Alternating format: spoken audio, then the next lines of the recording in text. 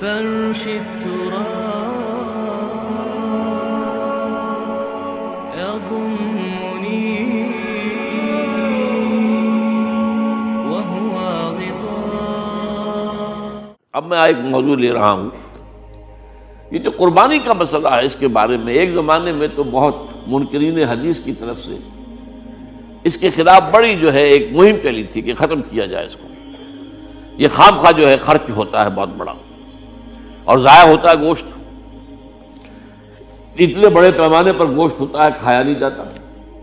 اچھا ایک زمانے میں فریج بھی نہیں تھے، یہ بھی نہیں کہ آپ محفوظ کر دیں، گوشت ضائع بھی ہو سکتا تھا، اور بھی چیزیں جو ہے وہ گوشت کی وہ صحیح طور سے استعمال نہیں ہوتی تھی۔ تو اس کے اوپر بڑا پروپیگنڈا منکرین حدیث کا رہا کہ یہ جو ہے قربانی صرف حج کے موقع پر ہے۔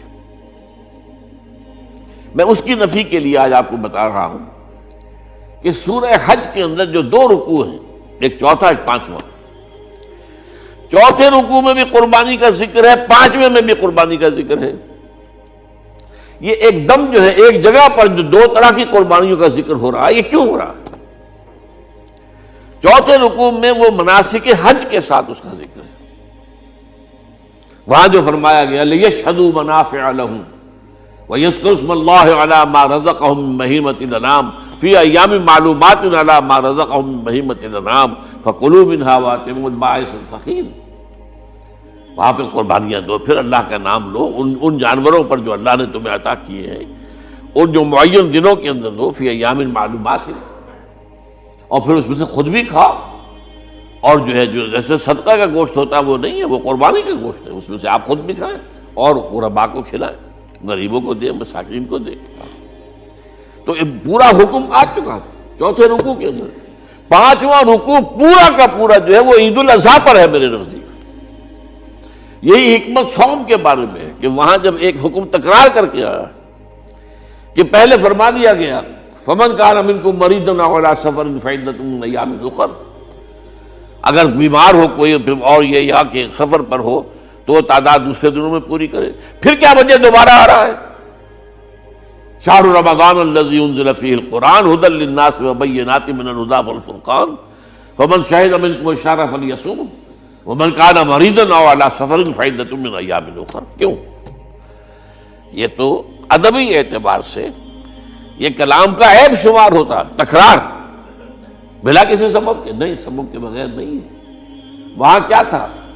وہاں ان دو رعایتوں کے ساتھ تیسری بھی شامل تھی کہ اگر صحیح ہو اور مقیم ہو پھر بھی روزہ نہ رکھو تو ایک مسکین کو کھانا کھلا دو۔ یہ رعایت ختم ہوئی ہے رمضان کے روزے کے ساتھ، اب رکھنا پڑے گا روزہ، اور اگر بیمار ہو یا سفر پر ہو تو ٹھیک ہے دوسرے دنوں میں پورا کرو، پورا کرنا لازم ہے اس کا۔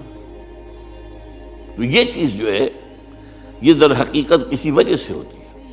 بالکل یہی بات ہے سورہ حج کے چوتھے رکوع کے اندر، وہ جو قربانی ہے حج کے ساتھ اس کا ذکر آ چکا۔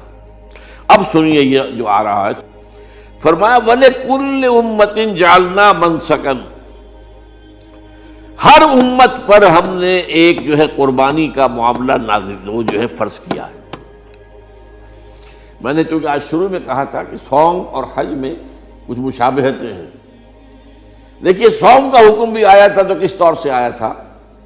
یا ایھا الذین آمنوا کتب علیکم الصیام کما کتب علی الذین من قبلکم لعلکم تتقون، اہل ایمان تم پر روزہ رکھنا فرض کیا گیا جیسے کہ فرض کیا گیا تھا ان پر جو تم سے پہلے تھے۔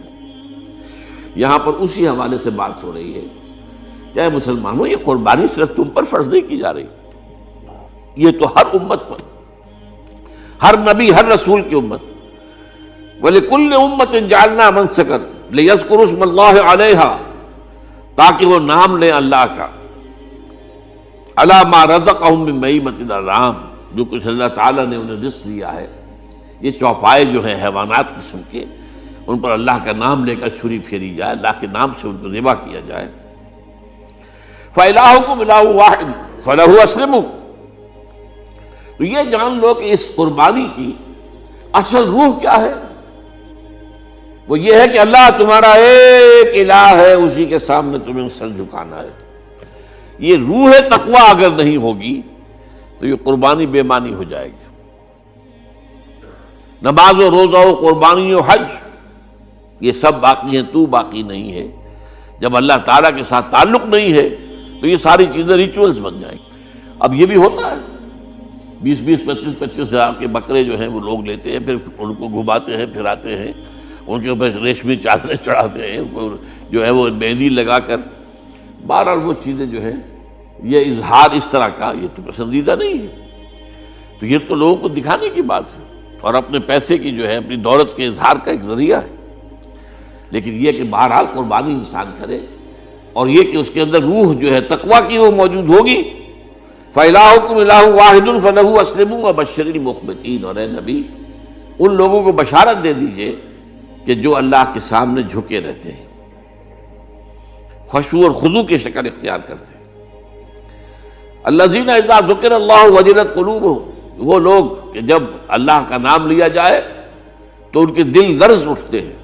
وَالصَّابِرِينَ عَلَىٰ مَا أَصَابَهُمْ، اور صبر کرنے والے جبکہ اس چیزوں پر کہ جو اللہ کی طرف سے ان پر آ گئی، وہ مصیبتیں، کوئی تکالیف۔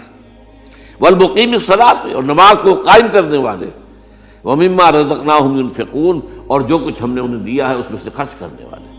یہ ایک نظام ہے پورا کا پورا جو اس آیت میں بیان کر دیا گیا، اس کا ایک جز جو ہے وہ یہ بھی ہے وَلِكُلِّ أُمَّةٍ جَعَلْنَا مَنسَكًا، یہ قربانی کا معاملہ جو ہے یہ بھی ہم نے ہر امت کے اوپر فرض کیا، ہر امت جو ہے اس کے اوپر لازم کیا گیا، اور اے مسلمانوں آج تم پر بھی لازم کیا جا رہا ہے۔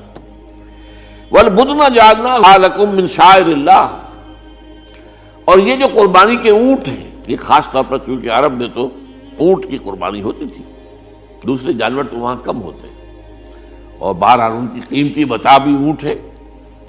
وَالْبُدْنَ جَعَلْنَاهَا لَكُم مِّن شَعَائِرِ اللَّهِ، یہ اللہ تعالیٰ کے شعائر میں سے، یہ اونٹ جو ہے یہ قربانی کا اونٹ ہے، یہ مکے لے جایا جا رہا ہے، یا یہ بکرے اور یہ مینڈے جو ہیں یہ قربانی کے ہیں، یہ وہاں جا رہے ہیں، تو یہ بھی گویا کہ ایک طرح سے اللہ کی نشانیاں بن جاتی ہیں۔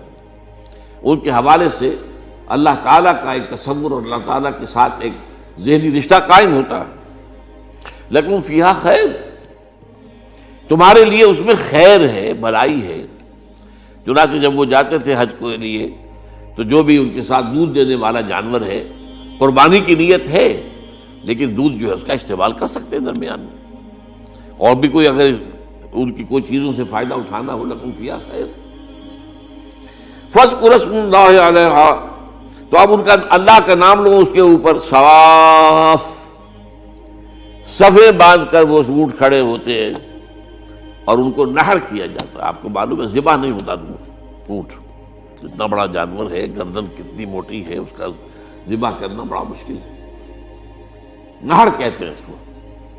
کھڑا ہے اونٹ اور ایک برچھا، چھوٹا سا برچھا ہے جو اس کے یہاں گردن کے یہ جہاں آ کر دونوں ہنسلیاں ملتی ہیں وہاں پر مارا جاتا ہے، اور یہاں سے جو بہت بڑی وین ہے وہ در حقیقت ایورٹا، وہ جو ہے ختم ہوتا ہے، تو وہاں سے خون کا پھر فوارہ آتا ہے، اور اس کے بعد پھر وہ اونٹ کھڑا کھڑا وہ رفتہ رفتہ اس کا جب خون نکل جاتا ہے تو وہ کمزور ہو کر نیچے گر جاتا ہے۔ یہ نہر ہے۔